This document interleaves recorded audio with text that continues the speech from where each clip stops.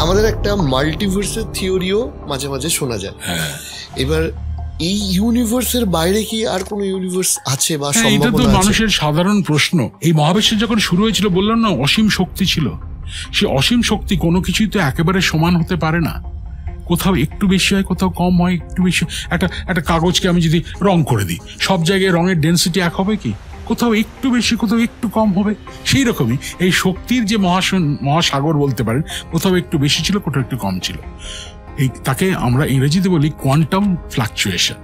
এই কোয়ান্টাম ফ্লাকচুয়েশনের বেশি যে একটু ছোট্ট বেশি, সেখান থেকে ফট করে ব্রহ্মাণ্ড সৃষ্টি হলো,